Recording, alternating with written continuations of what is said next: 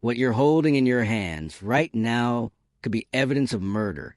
Imagine finding a waterproof case lodged in a Beaver dam, opening it, and discovering photographs that expose conspiracies so twisted it reaches into the heart of America's medical system. 4 years ago, Dr. Samuel Richardson kissed his wife goodbye and walked into the wilderness. He never came home. What investigators found in that dam will make you question everything you thought you knew about missing persons cases. This isn't just another hiking accident.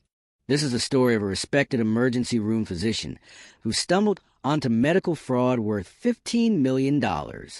When he tried to do the right thing, powerful people made sure he'd never tell anyone. But here's what they didn't count on. The evidence would survive, hidden underwater for 4 years, waiting for the perfect moment to surface. And when it did, it destroyed careers, sent people to prison, and proved that sometimes the dead can still speak. Before we dive into this investigation, imagine this happening to someone you love. Your spouse, your parent, your best friend goes hiking and never returns. Search teams find nothing. Years pass. Then strangers discover evidence that proves your loved one was murdered by someone they trusted.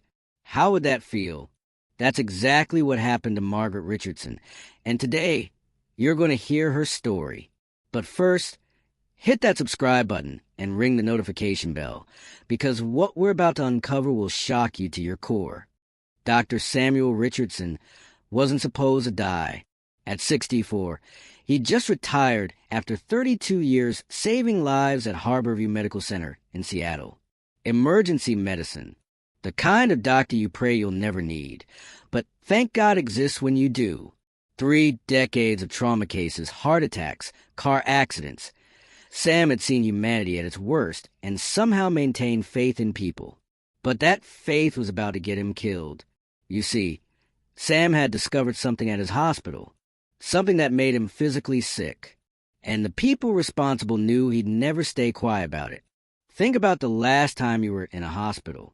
Maybe an emergency room visit, surgery, routine procedure. You trusted the doctors, didn't you? You believed they had your best interests at heart. Sam Richardson believed that too. For 32 years, he lived by that code. First, do no harm. But what happens when you discover your colleagues have been harming patients for profit? What happens when you realize the institution you've served faithfully has been stealing from the sick and elderly? Sam was about to find out the deadly cost of speaking truth to power. October 15th, 2019, 6:30 in the morning. Sam kissed Margaret goodbye, shouldered his hiking pack, and headed for Mount Rainier, his 17th solo climb up America's deadliest mountain. This was supposed to be his victory lap. One final conversation with the wilderness before hanging up his boots forever. Margaret watched him drive away, completely unaware she'd never see her husband alive again. But here's what she didn't know. Sam wasn't planning to hike alone that day. He was meeting someone. Someone who'd called him at 6:15 that morning with an urgent request. Someone he'd trusted for 20 years. Someone who was about to betray that trust in the most horrific way possible. Mount Rainier doesn't forgive mistakes. 14,400 feet of volcanic fury that's claimed more lives than any other mountain in America. Imagine standing at the base, looking up at those glaciated peaks, knowing that 42 people have vanished there since 1990. 42 people who walked into that wilderness and simply disappeared. No bodies, no explanations, just empty hiking boots and heartbroken families. Sam knew these statistics better than most. He'd treated climbers who'd fallen, hikers who'd gotten lost, mountaineers who'd pushed too far. He respected the mountain's power. But the mountain wasn't what killed Sam Richardson. It was human greed, human betrayal, and a conspiracy that had been growing like cancer inside one of Seattle's most trusted hospitals. Picture this. September 2019, Harborview Medical Center's main conference room. Colleagues flying in from across the country to honor a man who'd trained half the emergency physicians in the Pacific Northwest. Cake, champagne, speeches about dedication and integrity. Dr. James Harrison, Chief of Medicine, giving a beautiful tribute to his old friend. Sam Richardson represents everything good about medicine, Harrison said that night. His moral compass has guided this institution for over 3 decades.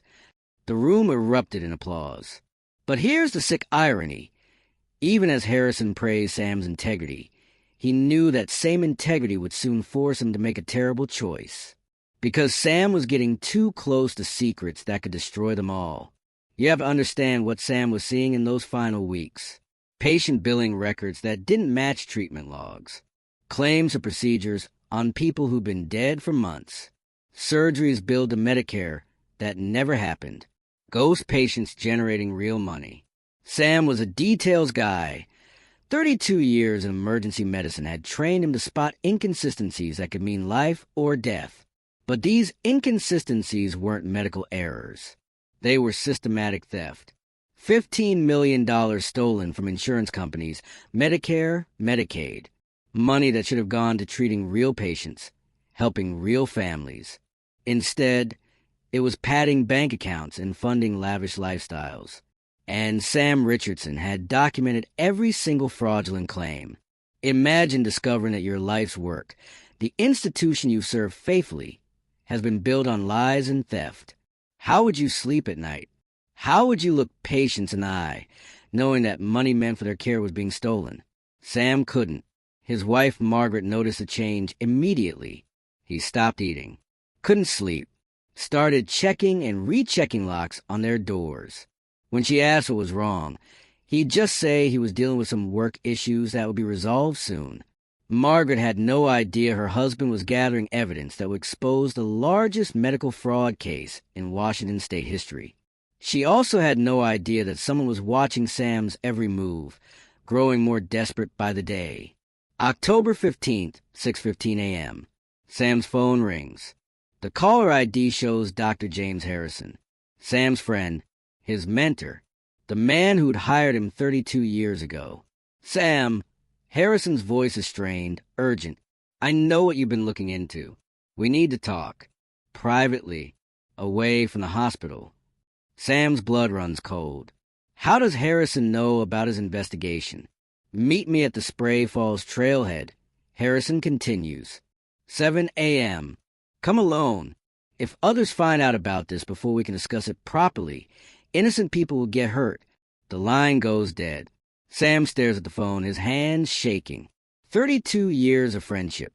2 decades of working side by side. Surely Harrison has an explanation. Surely there's a misunderstanding. But deep down, Sam knows the truth. His investigation has been discovered, and now he's in danger. Picture yourself in Sam's position. Your friend, your boss, your mentor has just called you with obvious panic in his voice. You have evidence of massive fraud, but you also have 32 years of loyalty to consider. Do you trust him? Do you meet him alone in the wilderness? Or do you run straight to the FBI? Sam made his choice. He kissed Margaret goodbye, told her he needed a solo hike to process his retirement, and drove toward Mount Rainier. But he wasn't stupid. Sam Richardson had spent 3 decades preparing for worst-case scenarios, so he took precautions. He documented everything. He hid evidence. And he made sure that even if something happened to him, the truth would eventually surface. What he couldn't have predicted was that it would take 4 years and a Beaver Dam to bring that truth to light. 7 a.m., Spray Falls parking lot. Sam arrives first, his hiking gear carefully packed, his GPS device recording every step. At 7:05, a black BMW pulls up. Dr. James Harrison steps out, but he's not dressed for hiking. Expensive suit, Italian leather shoes, the kind of outfit you wear to a board meeting, not a mountain trail. Thanks for coming, Harrison says, but his smile doesn't reach his eyes. Let's walk and talk. They head toward the Wonderland Trail, but after 2 miles, Harrison suggests a detour. There's something I want to show you, he says, leading Sam toward a logging road. Sam hesitates. This isn't the trail he knows. This isn't the route he planned. But Harrison is insistent. It'll just take a few minutes, he says. Then we can discuss the situation like civilized men. Those would be some of the last words Sam Richardson ever heard. Imagine walking deeper into wilderness with someone you've trusted for 20 years, feeling that growing certainty that something is very, very wrong. They're 8 miles from a main trail now, standing at a remote viewpoint overlooking the Nisqually River. Harrison's demeanor has changed completely. The friendly facade is gone, replaced by cold calculation. "You don't understand what you're doing," Harrison says. "This isn't just about money. There are people depending on this system. Jobs, families, careers." Sam pulls out a folder of documents. Photographs, bank records, email chains proving the fraud. "James, this is theft." Sam says, $15 million stolen from patients who needed care. How can you justify this? Harrison's face twists with rage. "You sanctimonious bastard," he snarls. "You're going to destroy everything over some paperwork." What happened next would haunt James Harrison for the rest of his life. According to his eventual confession, it wasn't premeditated. He didn't drive to that mountain planning to kill his friend. But when Sam refused to back down, when he threatened to go to the FBI that very afternoon, Harrison made a choice that would damn his soul forever. The argument escalated, voices raised, and then, in a moment of rage and desperation, Harrison pushed his friend to 20 years off a 300-foot cliff. Sam Richardson fell to his death in the Nisqually River basin, his body broken on the rocks below. But Harrison made a critical mistake. In his panic, he forgot about Sam's GPS case, the waterproof container that held all the evidence of the fraud. It was thrown clear during the fall, washing downstream, eventually lodging in a Beaver dam, where it would wait 4 years to tell its story. Harrison drove back to Seattle in shock, his mind racing. How could he explain Sam's disappearance? How could he make this look like an accident? He had advantages: no witnesses, remote location, Sam's well-known love of solo hiking. When Margaret called that evening asking where Sam was, Harrison played the concerned friend perfectly. He mentioned wanting to spend some time alone on the mountain. Harrison told her, "You know how he gets when he needs to think." The next morning, when Margaret called 911, Harrison was among the first to offer help with the search. He organized volunteer teams. He spoke to reporters about his dear friend's love of the wilderness. He even gave a eulogy at Sam's memorial service, praising his integrity and dedication, all while knowing he'd murdered the man he was honoring.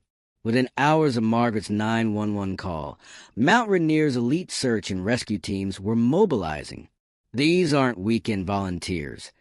They're some of the most skilled wilderness rescuers in the world. They know every inch of that mountain, every hidden danger, every weather pattern that can turn deadly. But they were looking for a lost hiker, not a murder victim. Day 1. 60 searchers, 3 helicopters, trained search dogs. They found Sam's footprints on the Wonderland Trail, confirming he'd started his planned route. But the tracks disappeared after 2 miles, exactly where Harrison had led him off the main trail. Day 2, weather moved in. Freezing rain, 40-mile-per-hour winds.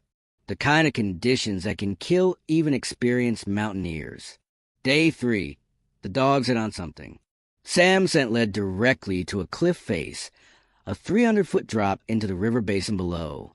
Search teams rappelled down that cliff face, risking their own lives to look for any sign of Sam Richardson. They found clothing fragments. They found blood on the rocks. They found evidence of a catastrophic fall. But they didn't find a body. The Nisqually River was running high from autumn rains, fast enough to carry away anything that fell into its waters. The official conclusion was inevitable. Experienced hiker gets disoriented in bad weather, takes a wrong turn, falls to his death. Case closed. Sam Richardson became another statistic, another name on Mount Rainier's growing list of the missing. But Margaret Richardson never accepted that explanation. She knew her husband. 38 years of marriage had taught her that Sam didn't make careless mistakes. He was methodical, careful, obsessive about safety. Something else had happened on that mountain, something the searchers had missed. Imagine losing your spouse and having everyone tell you to accept it and move on. Margaret Richardson couldn't. She hired private investigators. She organized memorial hikes. She posted on every missing persons forum on the internet. She even learned to use GPS technology, studying topographical maps, trying to understand how her methodical husband could have gotten so lost. The case went cold. Detective Morrison retired. New disappearances pushed Sam's file into storage. But Margaret never stopped believing that the official story was wrong. She couldn't prove it. She had no evidence. But she knew in her heart that someone had hurt her husband. What she didn't know was that the evidence she needed was sitting underwater, 8 miles downstream, waiting for the perfect moment to surface. Meanwhile, Dr. James Harrison's career flourished. Without Sam's investigation threatening him, the fraud continued unchecked. Harrison was promoted to chief medical officer. He bought a mansion in Bellevue. His wife got a new BMW. Their kids went to private schools, all funded by money stolen from patients who trusted the medical system to care for them. Harrison even established a scholarship fund in Sam's name, praising his commitment to medical ethics. The irony was sickening, a scholarship honoring integrity, funded by blood money. But Harrison slept well at night. He'd gotten away with murder. Sam Richardson was dead and buried, his evidence destroyed, his investigation forgotten. Or so Harrison thought. Because 4 years later, 2 graduate students would make a discovery that would bring his carefully constructed world crashing down. March 12, 2023. For years and 5 months after Sam vanished, Jenny Martinez and David Chun were having the worst day of their graduate school careers. Their research project on beaver population dynamics was behind schedule. Their advisor was threatening to drop them from the program, and they were knee-deep in ice-cold mountain water, documenting dam construction techniques that seemed incredibly boring compared to their friends' exciting lab research. But sometimes boring work leads to extraordinary discoveries. Sometimes graduate students change the course of criminal justice with a single observation. Sometimes what looks like academic drudgery becomes the key to solving a murder that everyone else had forgotten about. And sometimes the dead find a way to speak through the most unlikely messengers. Picture this scene. 2 exhausted graduate students, absolutely miserable, standing in freezing water trying to photograph beaver engineering. Jenny's documenting the dam structure when something metallic catches her eye. It's wedged between logs and debris, partially buried under 4 years of accumulated sediment. David, look at this, she calls out. They pull it free, a waterproof case, the kind serious hikers use to protect important documents. It's heavy, it's sealed tight, and there's a name etched into the plastic. Dr. Samuel Richardson, Harborview Medical Center. Jenny's hands are shaking as she opens the case. Inside, a GPS device, a laminated medical ID card, and dozens of photographs documenting what appears to be massive financial fraud. Bank records, patient files, email chains, evidence of systematic theft that made both students physically sick. Imagine opening that case and realizing you're holding evidence of a crime. Not just any crime. A conspiracy involving millions of dollars in one of Seattle's most prestigious hospitals. Jenny and David stare at those photographs with growing horror. Ghost patients generating real money. Surgeries billed to Medicare that never happened.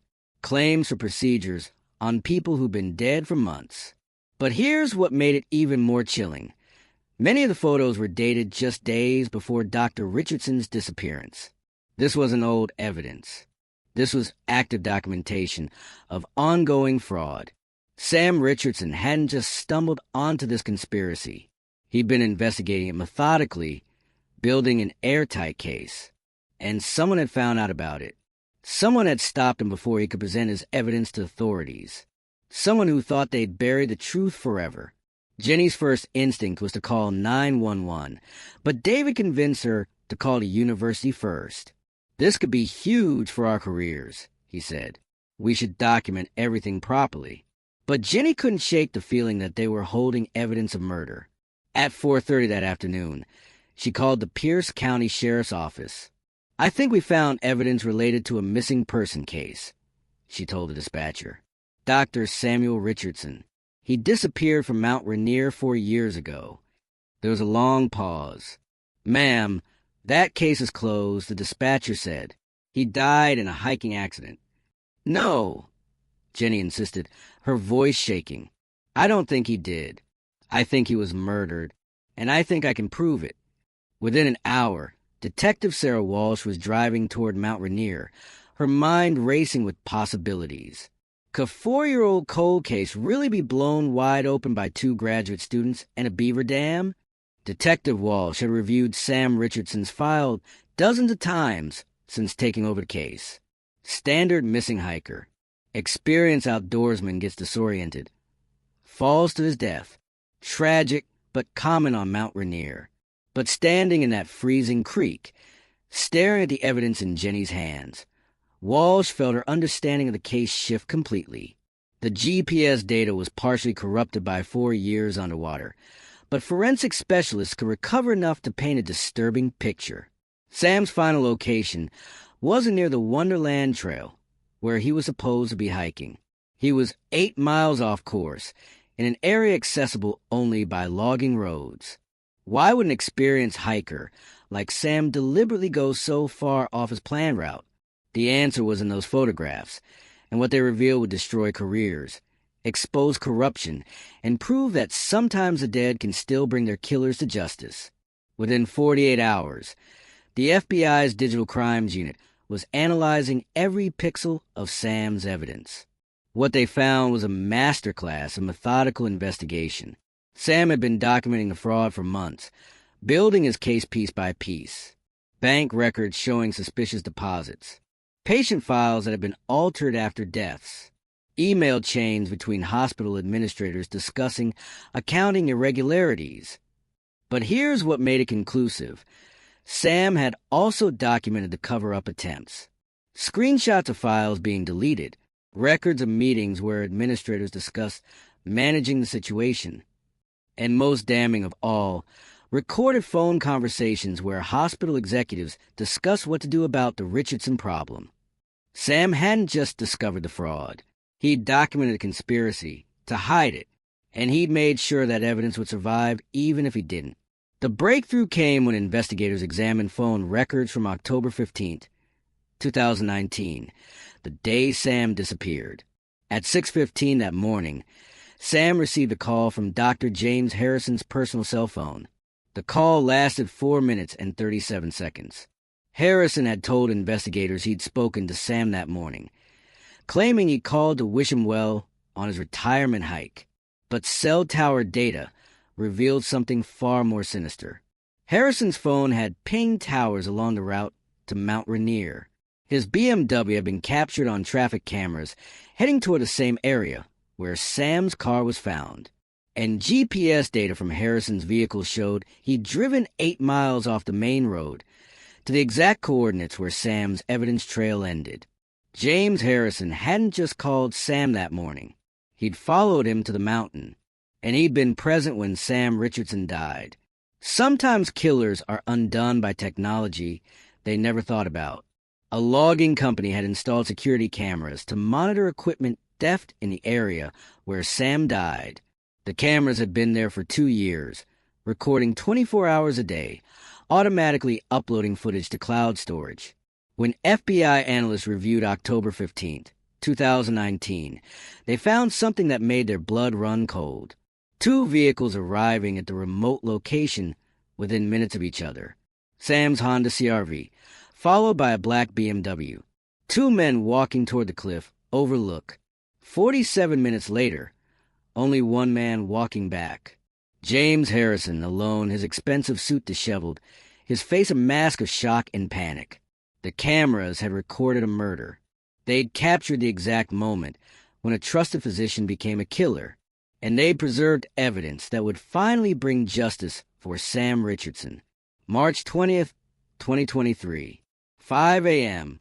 Dr. James Harrison was asleep in his Bellevue mansion when FBI agents surrounded his home. The man who'd lived for 4 years believing he'd gotten away with murder was about to learn that the dead can still speak. James Harrison, you're under arrest for the murder of Dr. Samuel Richardson. Harrison's wife screamed. His children, home from college, watched in horror as their father was handcuffed in his silk pajamas and led away. "This is a mistake," Harrison kept saying. "Sam fell. It was an accident. You can't prove anything." But they could prove everything. Bank records showing Harrison's involvement in the fraud. Phone data placing him at the murder scene. Video evidence of him leaving alone after arriving with Sam. And Sam's own meticulous documentation of conspiracy that had gotten him killed. Harrison's carefully constructed life crumbled in minutes. Faced with overwhelming evidence, Harrison's expensive lawyers advised him to cooperate. In a conference room at the federal building in Seattle, surrounded by FBI agents and prosecutors, James Harrison finally told the truth about what happened on Mount Rainier. "I never meant to hurt him," Harrison said, tears streaming down his face. "Sam was my friend, but he was going to destroy everything. 15 years of work, hundreds of jobs, families who depended on the hospital." He described the meeting, the argument, the moment when rage and desperation overwhelmed 20 years of friendship. "I pushed him," Harrison admitted. "I didn't mean for him to fall. It was supposed to be a warning, but he went over the edge." The room was silent, except for the sound of Harrison sobbing. After 4 years of lies, the truth was finally spoken. Sam Richardson had been murdered by the man he'd trusted most. Harrison's confession opened the floodgates. With their leader exposed, other conspirators began talking, desperate to save themselves. Dr. Patricia Williams, the hospital's chief financial officer, admitted to orchestrating the billing fraud. She'd been skimming money for over a decade, creating ghost patients, billing for procedures that never happened, splitting the profits with a network of accomplices. Michael Chun, the IT director, confessed to altering electronic records and deleting evidence. Sarah Lopez, head of billing, revealed how they targeted elderly patients and those with dementia, knowing their families wouldn't question complex medical bills. The conspiracy involved 14 people across multiple departments. They'd stolen over $23 million in total, money that should have gone to treating real patients with real medical needs. As investigators dug deeper, they discovered the true cause of the fraud. Maria Santos, whose grandmother had been dead for 6 months while still being billed for cancer treatments. The Johnson family, charged for surgery on their father 3 weeks after his funeral. Dozens of elderly patients whose Medicare benefits had been exhausted by fake procedures, leaving them unable to afford real medical care when they needed it most. But the cruelest irony was this. Some of the money stolen had been used to fund luxurious hospital board dinners, executive bonuses, and promotional events celebrating Harborview's commitment to patient care. They'd literally stolen from the sick to pay for parties honoring their own service to the sick. The level of moral bankruptcy was staggering, even to experienced federal prosecutors who'd seen every form of healthcare fraud imaginable. For Margaret Richardson, the arrest brought a complex mix of emotions. Relief that she'd been right about her husband's disappearance, rage at the betrayal by someone they considered family, and profound sadness that Sam had died trying to protect people who would never even know his name. He saw patients being exploited. Margaret said at Harrison's sentencing hearing, elderly people having their benefits stolen, families being charged for treatments their loved ones never received. Sam couldn't stay silent about that. Even knowing it might cost him his life, he had to do the right thing. The courtroom was packed with Sam's former colleagues, patients whose lives he'd saved, and medical students who'd learned ethics from his example. Every person in that room understood that Sam Richardson had died because he'd refused to compromise his principles. He'd been killed for being exactly the kind of doctor we all hope to have when we need medical care most. The trial of James Harrison became a media sensation. Here was a respected physician, a pillar of the community, accused of murdering his best friend over money. The prosecution presented overwhelming evidence. The surveillance footage, the phone records, the GPS data, and Sam's own documentation of the fraud. Harrison's defense team tried to claim it was an accident, that the push had been unintentional, that their client was overcome with remorse. But the jury saw through the lies. They understood that Harrison had lived for 4 years knowing he'd killed his friend, all while profiting from the very fraud that Sam had died trying to expose. The verdict came back after just 6 hours of deliberation: guilty of voluntary manslaughter, conspiracy to commit fraud, and racketeering. James Harrison, once one of Seattle's most respected physicians, was sentenced to 15 years in federal prison. Harborview Medical Center faced its own day of reckoning. Federal investigators seized financial records going back 20 years. They interviewed hundreds of employees. They audited thousands of patient files. The scope of the fraud was staggering. Over 500 fake patients, thousands of phantom procedures, millions of dollars in false claims. The hospital's board of directors was forced to resign. The CEO was fired and faced criminal charges. Harborview paid $67 million in fines and restitution, the largest healthcare fraud settlement in Washington state history.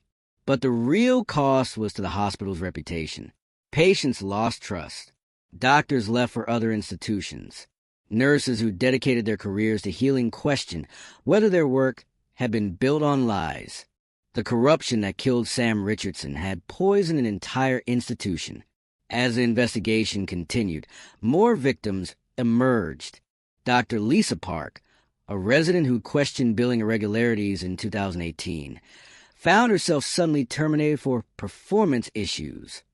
Nurse practitioner David Wu, who reported suspicious patterns in patient records, was transferred to night shift and eventually forced to quit.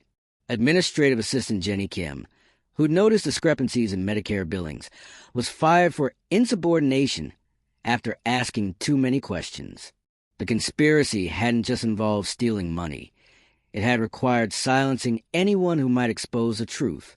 Sam Richardson wasn't the first person to discover the fraud. He was just the first one they couldn't intimidate, couldn't transfer, couldn't fire. So they killed him. And for 4 years, they thought they'd gotten away with it. It's strange how justice sometimes depends on the smallest details. If those beavers had built their dam 100 yards upstream, Sam's evidence might never have been found.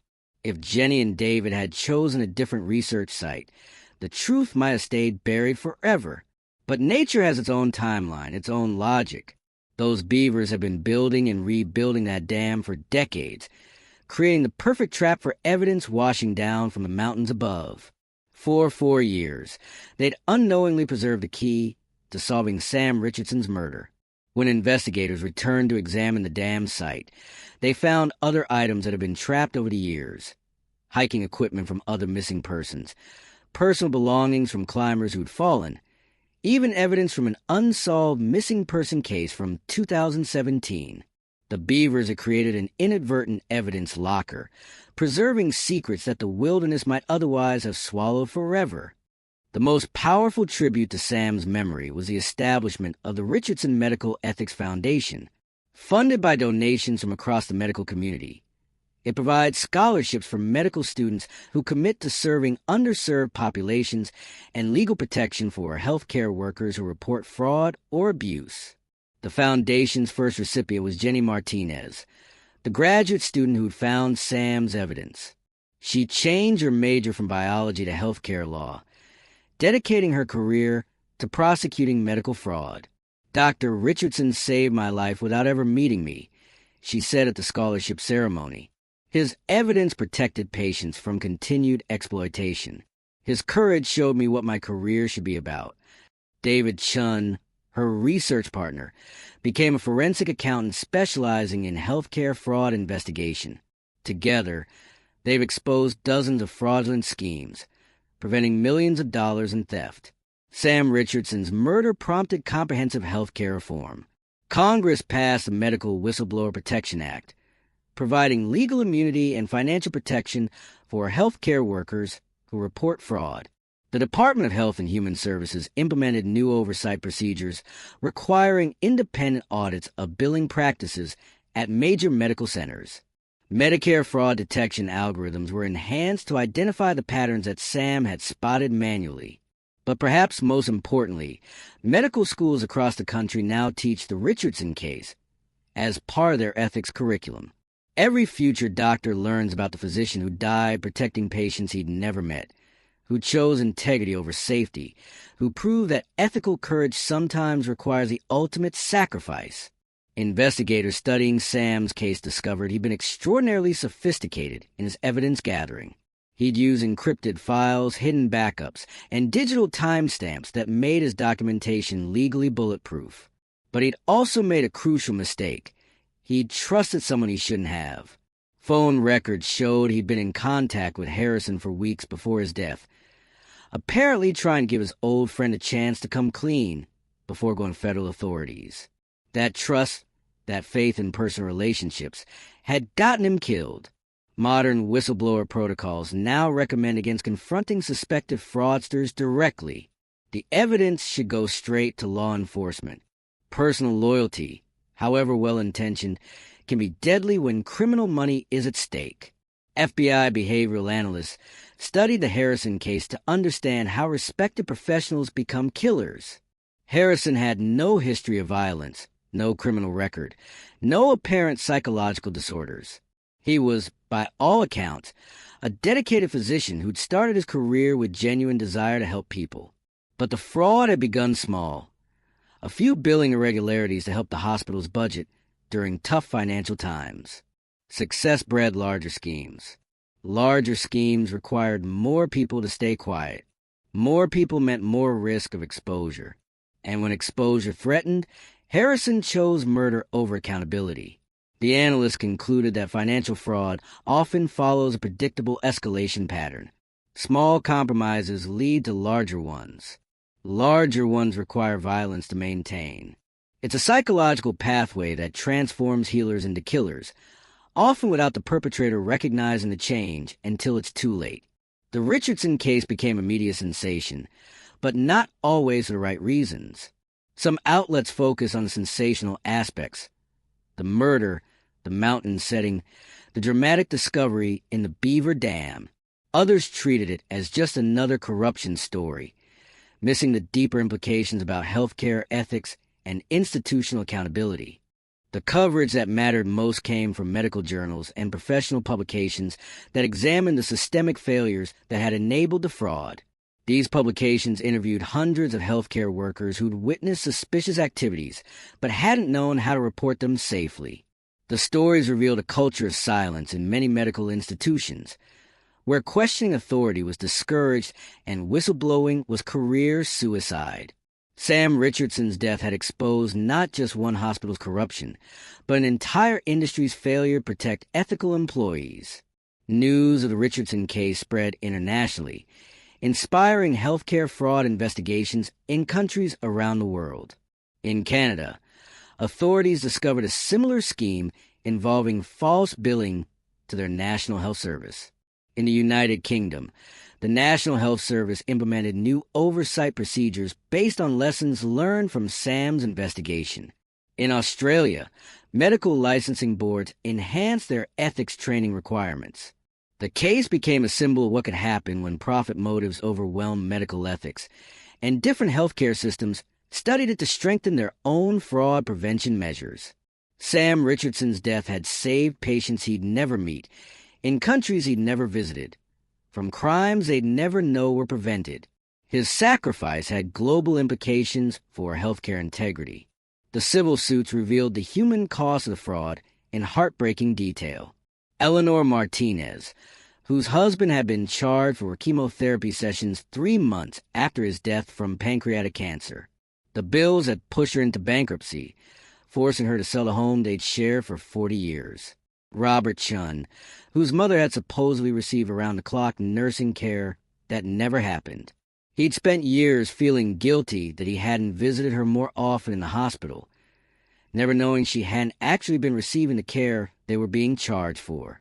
Sarah Williams, whose father had been billed for surgery to repair a broken hip, performed, according to records, 2 weeks after he died of a heart attack. The emotional trauma of discovering these deceptions was often worse than the financial loss.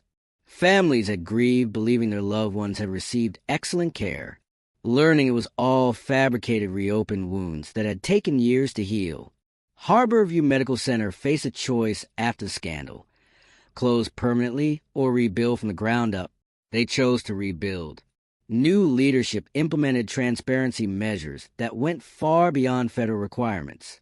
Patient billing became completely open, with detailed explanations for every charge. Ethics officers were hired to investigate any suspicious activities. Whistleblower protection procedures were established that guaranteed anonymity and legal protection for anyone reporting fraud.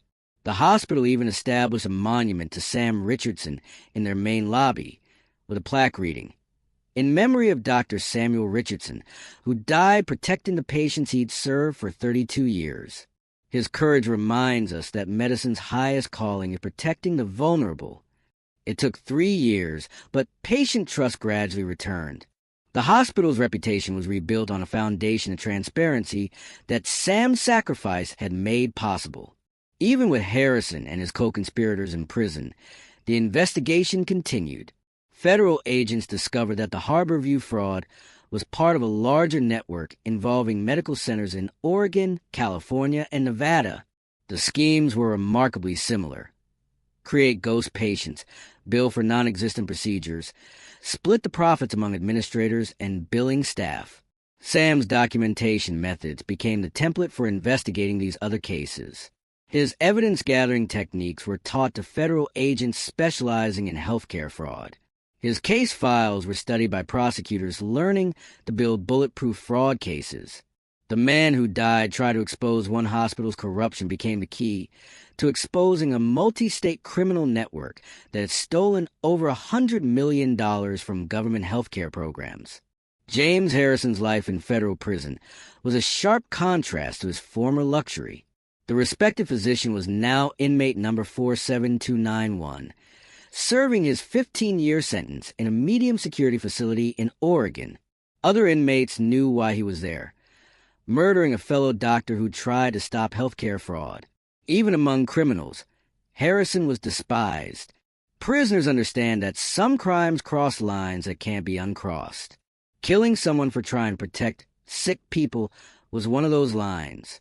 Harrison spent most of his time in protective custody, reading medical journals he was no longer licensed to practice from, writing letters to Margaret Richardson that she never answered.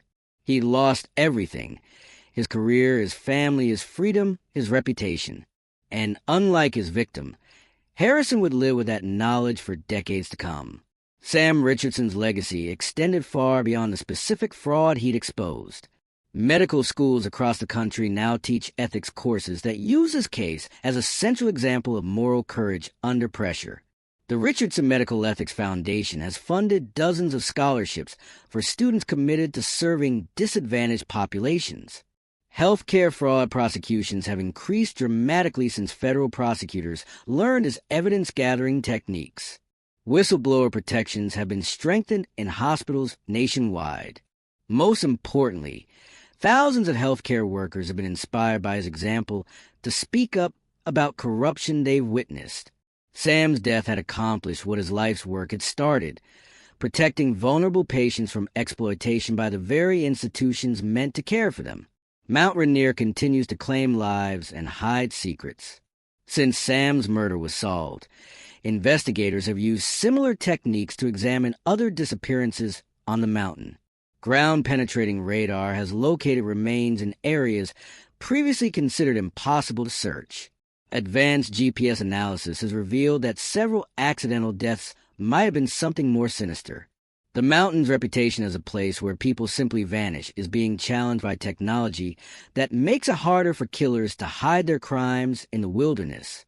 Sam's case proved that even in the most remote locations, evidence can survive for years, waiting for the right moment to surface. The mountain keeps its secrets, but not forever. Technology, determination, and sometimes pure chance can still bring truth to light. Jenny Martinez and David Chun became minor celebrities in the true crime community, the graduate students who'd solved a murder by accident while studying Beaver behavior. But they never forgot the randomness of their discovery. "We almost didn't search that section of the stream," Jenny revealed in interviews. "Our advisor suggested we focus upstream where the water was clearer. If we follow that advice, Dr. Richardson's evidence might still be underwater." The incident changed how they approached their research. They began collaborating with law enforcement agencies, using their wilderness expertise to help search for missing persons and evidence in remote locations.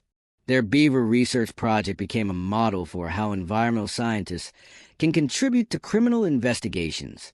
Sometimes the most important discoveries happen when scientists step outside their narrow specializations and engage with the broader world. The Richardson case led to fundamental changes in how medical billing is monitored. Artificial intelligence systems now flag unusual billing patterns that match the signatures of the fraud Sam discovered. Random audits are conducted quarterly at major medical centers. Billing staff undergo enhanced background checks and ethics training. Most importantly, patients now receive detailed explanations of all charges, making it harder to hide fraudulent billing in complex medical language. The system Sam dreamed of implementing, transparency, accountability, patient protection, became reality because of his sacrifice. Healthcare fraud still exists, but it's harder to perpetrate and easier to detect. Every fake billing claim prevented is a small victory for the man who died trying to protect patients from exploitation. Medical ethics committees at hospitals worldwide now study the Richardson case as an example of institutional failure and individual courage. The case raises profound questions about loyalty, friendship, and moral obligation. Should Sam have trusted Harrison with advance warning about his investigation? Was his faith in personal relationships naive? Or was it the natural instinct of someone who'd spent his career believing in human goodness? These discussions have led to new protocols for healthcare workers who discover institutional corruption. The consensus is clear. Criminal behavior must be reported to law enforcement immediately, regardless of personal relationships with suspected perpetrators. Sam's tragic trust in Harrison serves as a cautionary tale about the limits of friendship when criminal money is at stake. 5 years after his murder, Sam Richardson's impact on American healthcare continues to grow. The scholarship recipients who've graduated in his name are now practicing physicians who carry his commitment to ethics into their daily work. The fraud prevention systems inspired by his investigation save millions of dollars annually that can be used for actual patient care instead of enriching criminals. The whistleblower protections established after his death have enabled hundreds of healthcare workers to report corruption without fear of retaliation. But perhaps most importantly, Sam's story has become a symbol of what medicine should be, a profession where protecting vulnerable people matters more than protecting powerful institutions, where speaking truth matters more than preserving comfortable lives, where doing right matters more than doing well. Margaret Richardson never remarried. She devoted her remaining years to the foundation that bears her husband's name and to supporting other families of healthcare fraud whistleblowers. She spoke at medical school graduations, telling young doctors about the husband who died protecting patients he'd never met. Sam always said that medicine was a sacred trust. She would tell these future physicians, "Patients put their lives in your hands because they believe you'll put their welfare above your own interests. That trust is the foundation of everything we do in healthcare." Sam died defending that trust. I hope none of you will ever face such a choice, but if you do, I hope you'll remember that some things are worth any sacrifice. Margaret passed away in 2027, for years after her husband's killer was imprisoned. She was buried beside Sam in a small cemetery overlooking Mount Rainier, the mountain that had hidden the truth for so long, but ultimately revealed it. Today, if you visit Harborview Medical Center, you'll see Sam Richardson's memorial in the main lobby. If you're a medical student anywhere in America, you'll study his case in ethics class. If you're a patient receiving care at any major hospital, you're protected by fraud prevention systems inspired by his investigation.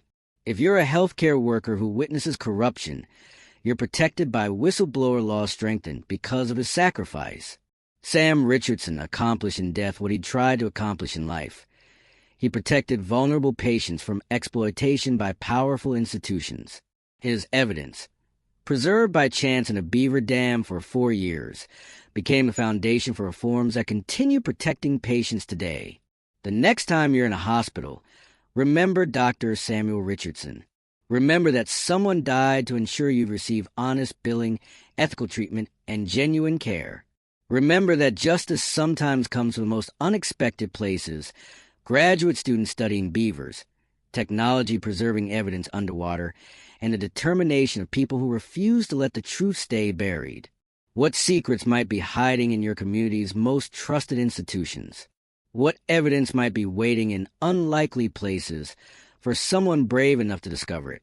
And what would you do if you found proof that people were being exploited by the very organizations meant to protect them? These are the questions that Sam Richardson's story forces us to ask. These are the questions that might save lives if we have the courage to seek the answers. Until next time, remember that truth has a way of surfacing, even when powerful people try to bury it forever, even when it takes 4 years and a beaver dam to bring it to light.